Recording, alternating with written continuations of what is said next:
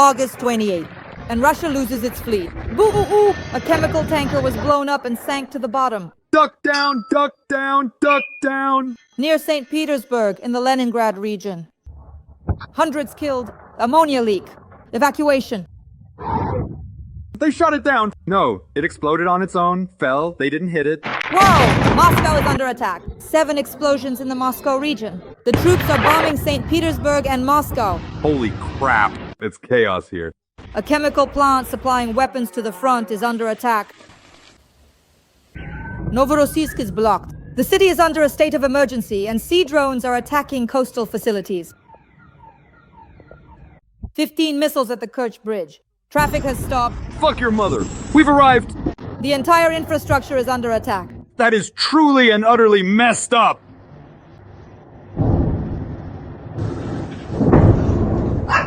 60,000 Muscovites are stranded in airports without power, communication, or internet. Moscow, St. Petersburg, and 30 other cities across Russia. For more than a day now, we've been attacking Moscow and the regions without pause. Breaking news, friends. A second ship has gone down. In the port of Ust-Luga near St. Petersburg, the tanker Echo Wizard exploded and sank. Boo-oo-oo! Ba-dum boom! And now, for a truly spectacular encore performance. There has been an ammonia leak. Part of the crew has been evacuated. There's a major emergency at the scene. A yellow danger level has been declared. The Guar has reached even the Russian Far East, setting off explosions. Oh, it's flying! It's flying! It's flying, holy shit! A simultaneous series of attacks across all of Russia. Moscow and the Moscow region are under attack. Up to 7 explosions hit a chemical plant in the Sergeyev Posad district. Novorossiysk is blocked off, the embankments are closed. There are powerful strikes on the Black Sea Fleet circulating online. The Kerch Bridge has been attacked. 15 missiles. Traffic has come to a halt. And there's an aviation collapse at Russian airports. 485 cancelled flights, almost 2,000 delays, and losses amounting to 20 billion rubles, nearly $240 million.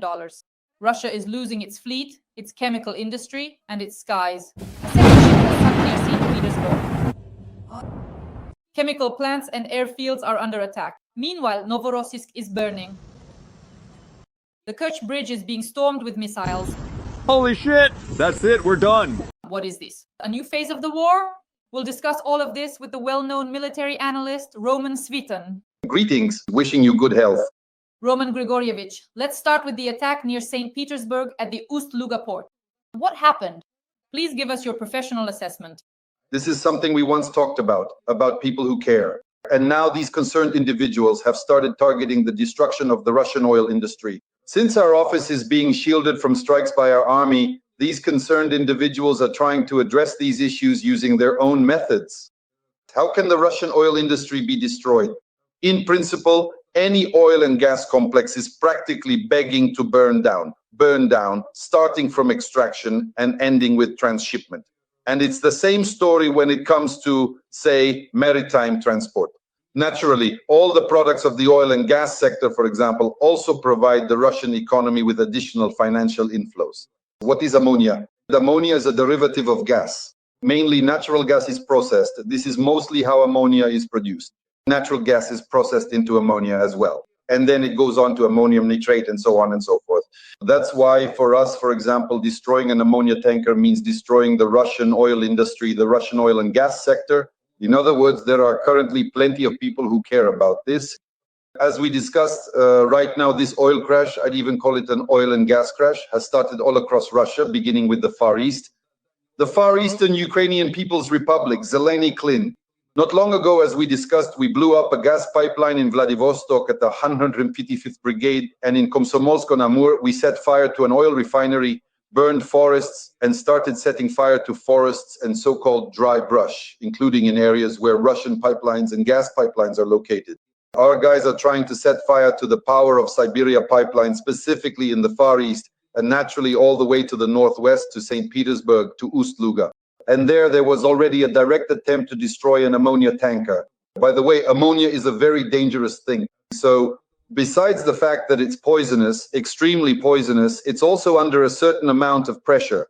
That is, if you, let's say, properly send regards to the Russian oil and gas industry, this ammonia tanker could be completely flooded. And naturally, the people standing nearby, those so-called comrades who are not our comrades at all, could be directly affected by the ammonia itself.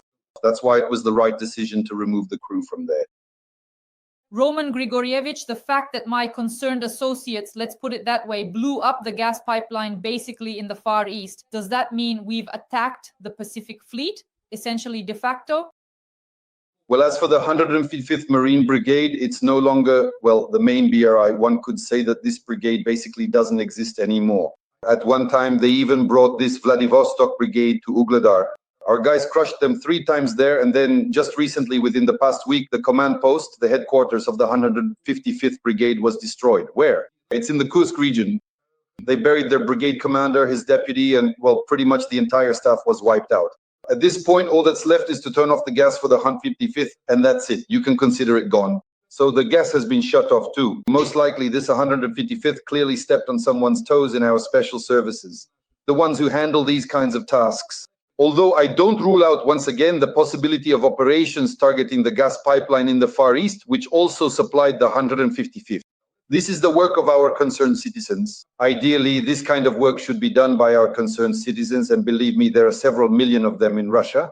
And if we really get serious about Russia, shake it up, especially by destroying oil and gas pipelines, which is exactly what's happening now. We've been focusing on this for several weeks for a reason, because these concerned citizens are indeed taking action. There is definitely an effect from this.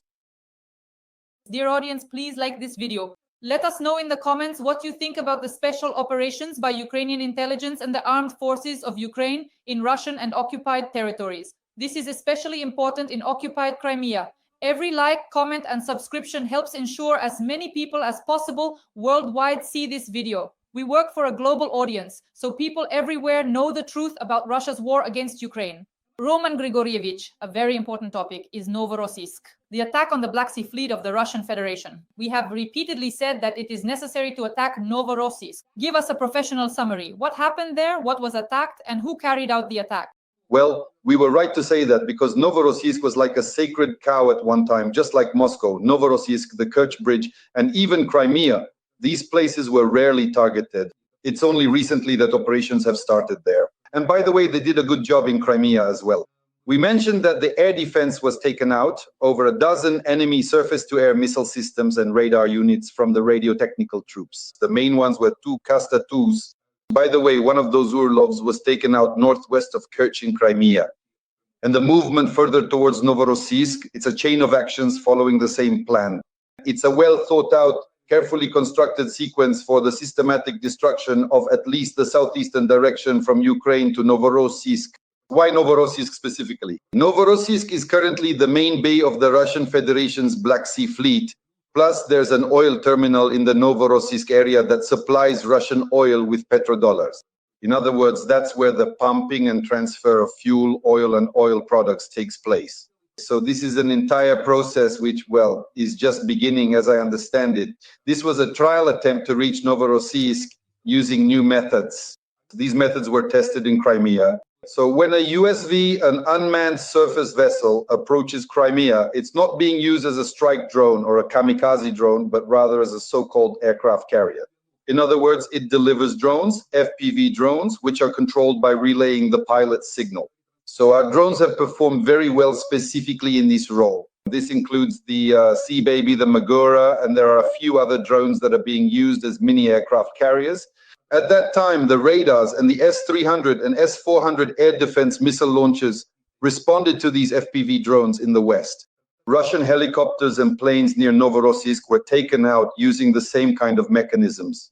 2 Su-30s were taken out with an air defense missile system that had been almost completely converted for this same purpose. So these USVs, these mini aircraft carriers, approached Novorossiysk and used FPV drones to strike the radars of the Novorossiysk port. In other words, it was the radio technical troops that were taken out there. They mainly targeted the radio technical troops, and then the unmanned boat would carry out its mission afterwards. So the main task of the USV is to transport drones, FPV drones, and to relay signals for their control. And then basically it was supposed to be detonated. The Russians managed to blow it up before it could self-destruct. In other words, the combat mission was accomplished. This is most likely just the beginning. So they tried it out and it works. And since it works, it just needs to be scaled up. So after a certain significant amount of time has passed, a sufficient and considerable number of these specific types of our vessels will already be actively carrying out the crucial tasks of delivering and effectively relaying control for FPV drones. These vessels will be operating strategically against the Russian seaport, and I sincerely hope the Novorossiysk oil terminal, with the ultimate objective to completely destroy it. Roman Grigorievich, lately we've been seeing a lot of information that Russia is deploying missile carriers in the Black Sea, and they're being used during air attacks on our country during aerial terror.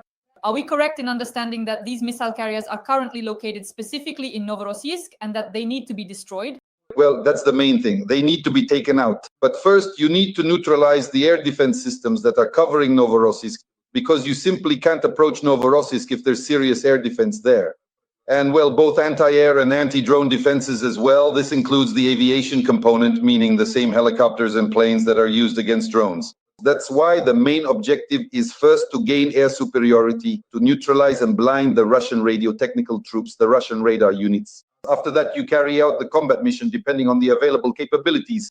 In addition to aerial and maritime drones, our missiles also reach Novorossiysk. Now, some of our missiles can, in principle, reach as far as Novorossiysk. I think right now preparations are underway specifically for this kind of strike. The main objective is to destroy the missile carriers themselves. There are only 3 submarines left there, and each of them can launch 4-caliber missiles from their torpedo tubes. And several ships of the Russian fleet, which are missile carriers of various classes and tonnages, but still. So they will also need to be targeted. I think this process has already begun. Now we just have to keep an eye on how things develop. Every other day we'll discuss it as soon as there is any positive news. Roman Grigorievich, when it comes to destroying submarines, that's a very serious and complex task.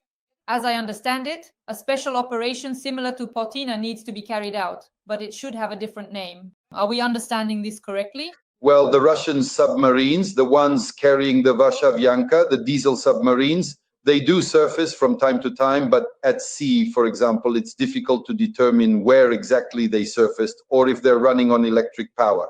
They operate on batteries as well, but nevertheless, they do surface occasionally. But to know exactly where the submarine surfaces and is in a surfaced position, only then can we target it, only when it's on the surface. That's when it comes to recharge with those same caliber missiles, or when it comes in for maintenance at the piers, that is at the docks. And in such cases, we need the direct involvement of our special services, who can conduct reconnaissance, gather additional intelligence, adjust the strike, and confirm the hit. So it's an entire process. But our special services work in very close cooperation with our missile forces and our air forces who carry out these kinds of attacks. That's exactly how, by the way, one of them was destroyed. There were 4 submarines. One was destroyed in exactly this way. In a surface dry dock, a submarine was destroyed in Sevastopol. That's when it was hit by a missile and it's beyond repair. So in this mode, that's the only way to reach submarines in this particular case. Well, for us, at the moment, we currently don't have the means to effectively sink a submarine or detect its presence at sea. Roman Grigorievich, at the same time, a series of powerful attacks is taking place all across Russia and the occupied territories. As for the Crimean Bridge, there's some very interesting information here. This weekend, information emerged that 13 to 15 missiles attacked the Kerch Bridge. Please give your assessment. This is very important because we are also methodically and systematically destroying missile defense and air defense systems on the occupied peninsula. The launches were actually reported by Russian public channels, so this is Russian information. They confirmed that there was the takeoff of several of our Su-24s with launches of Tomahawk, Shadow, and Scalp-type missiles. This was exactly the time when there were attacks on the Rostov region.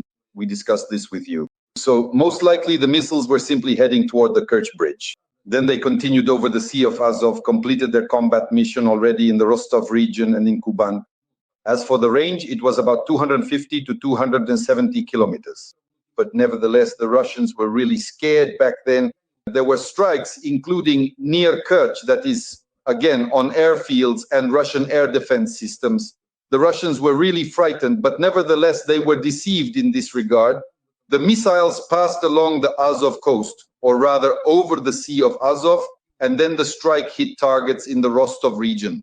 regarding the systematic destruction of the missile defense and air defense systems in Crimea, and in general, the actions of our special services, the GUR, the SBU, and the armed forces of Ukraine on the territory of the occupied peninsula over the past few weeks. How would you assess their work? Well, as always, the beginning is good. So where's the problem? How long has it been now? The fourth year of this large-scale operation. And several times already, the initial execution of the combat mission has been done correctly.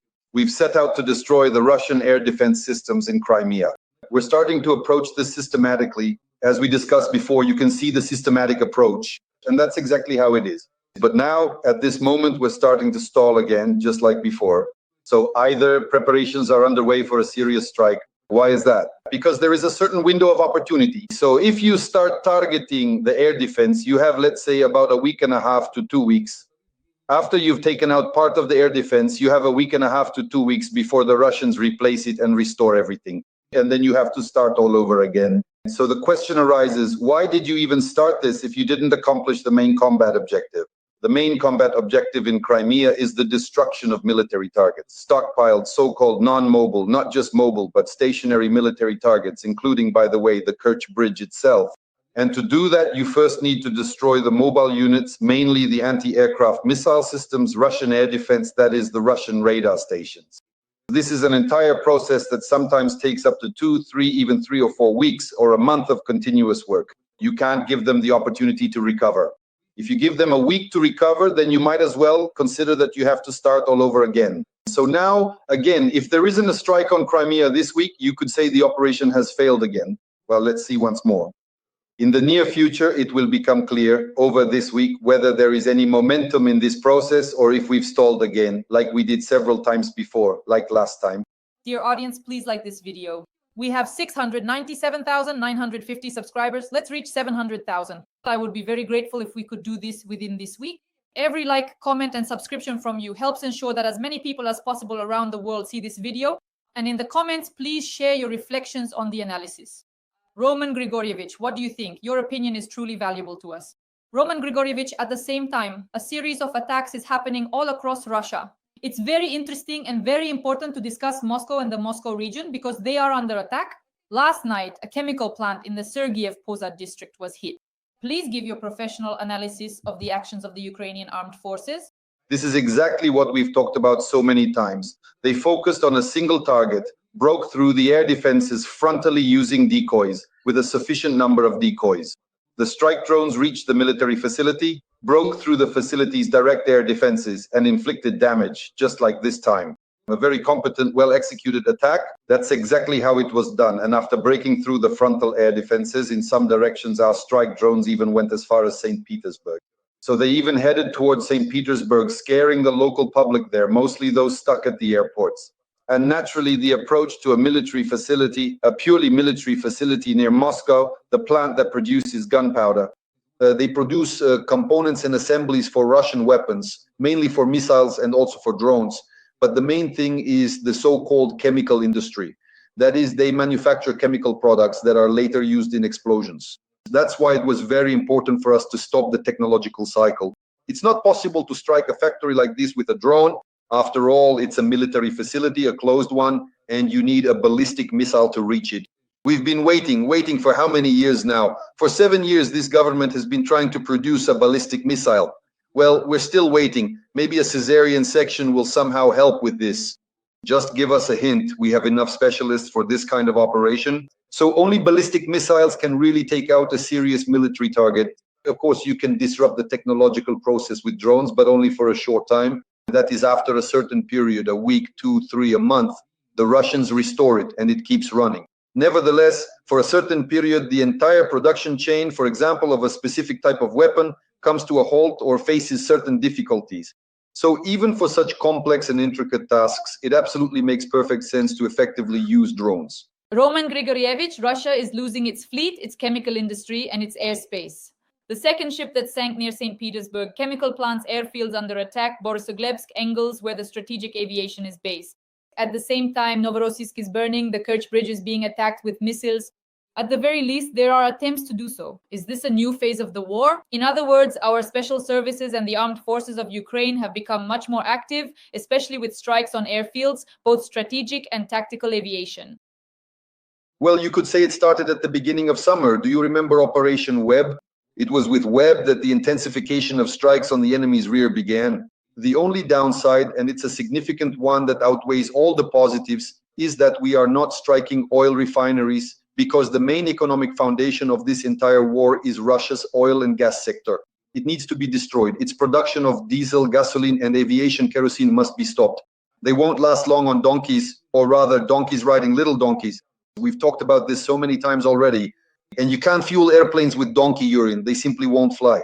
The Russians keep trying to do this, but that's why their planes crash. They just don't want to fly.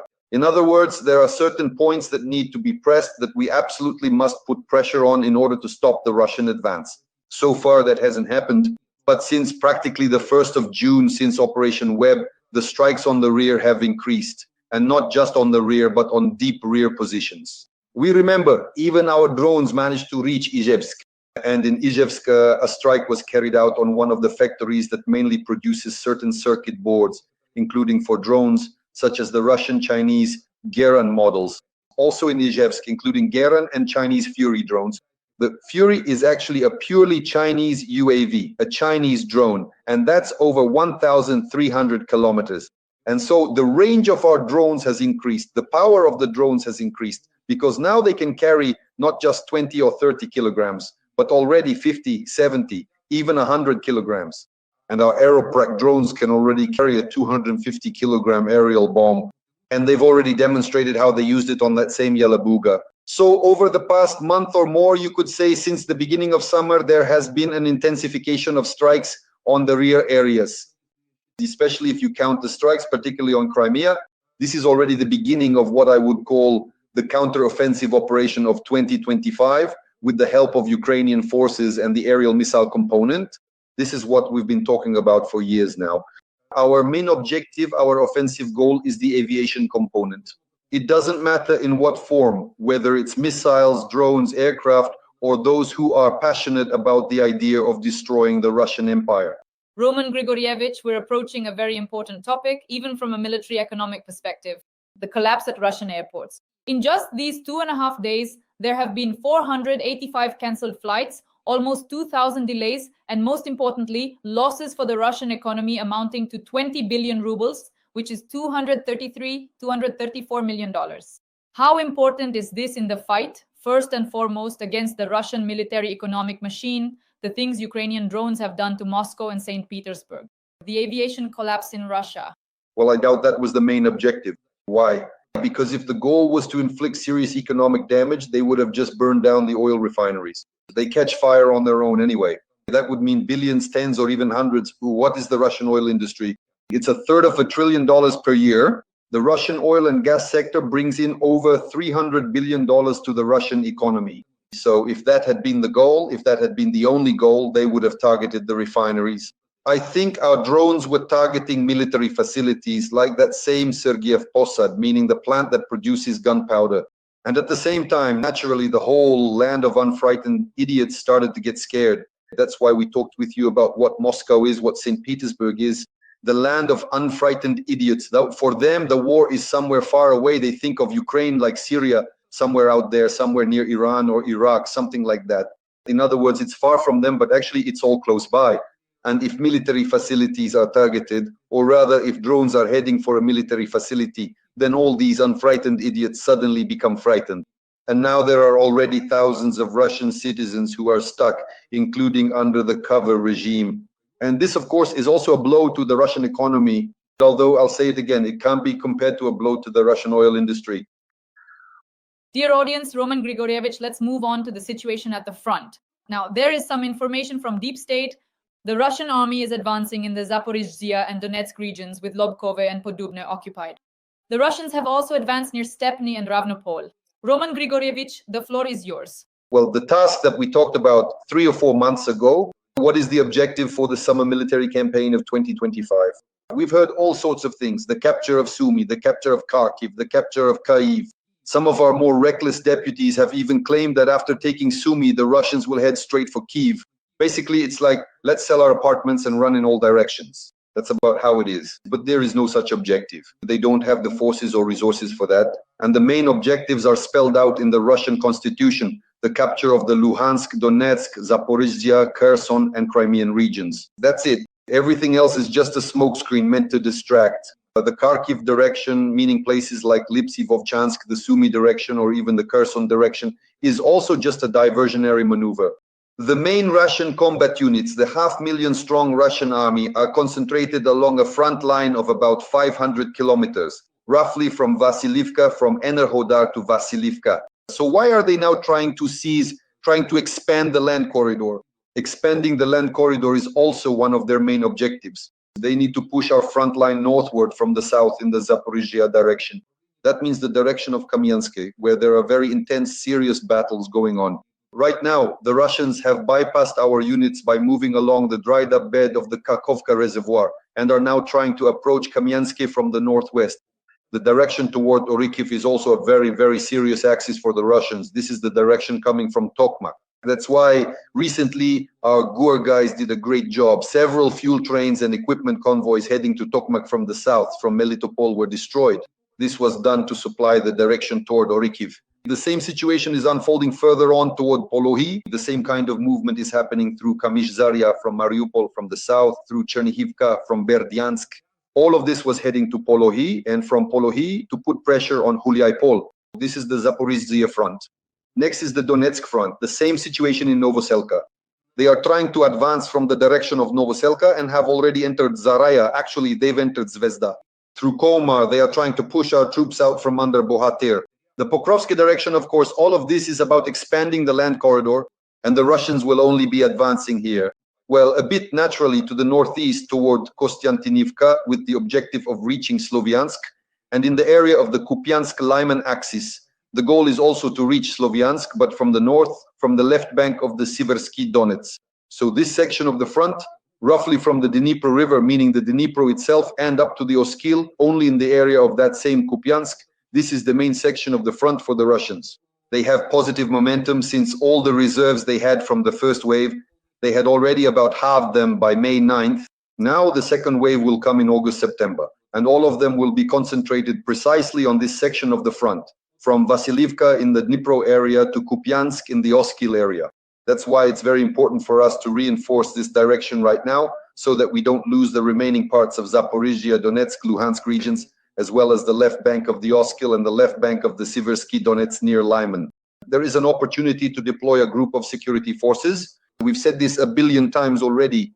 I think the question, just like last year, will be resolved around the Pokrovsk area, where the National Guard and the National Police supported our armed forces of Ukraine, reassured the Russians, at least in the north. In the south, the armed forces of Ukraine resolved the issue.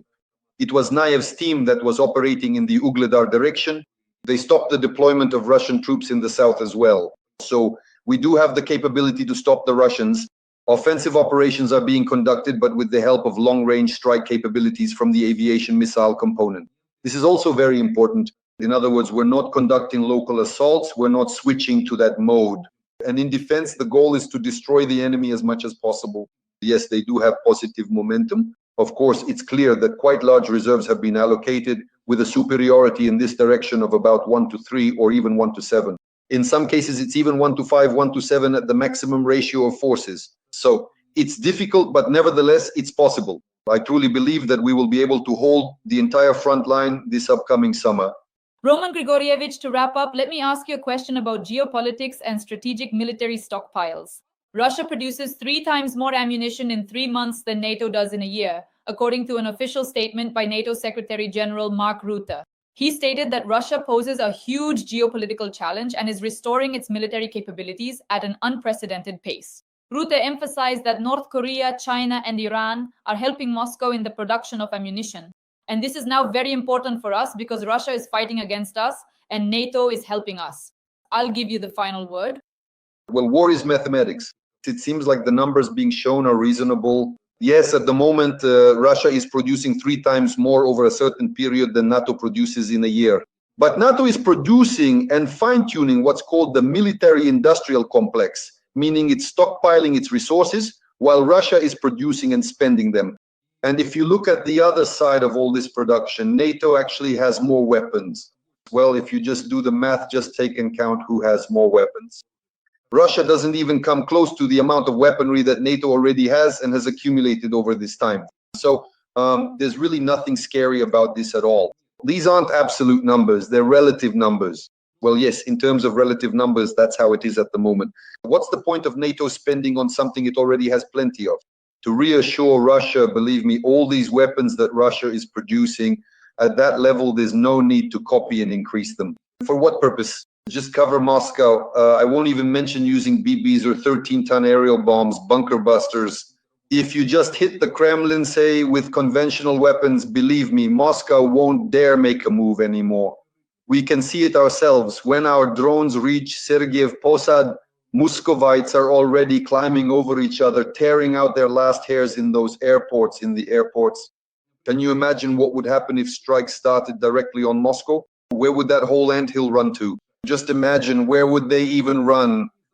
They would trample all those Putins, Mutins, and all the rest, the Patrushevs. They just trample them, wouldn't even notice.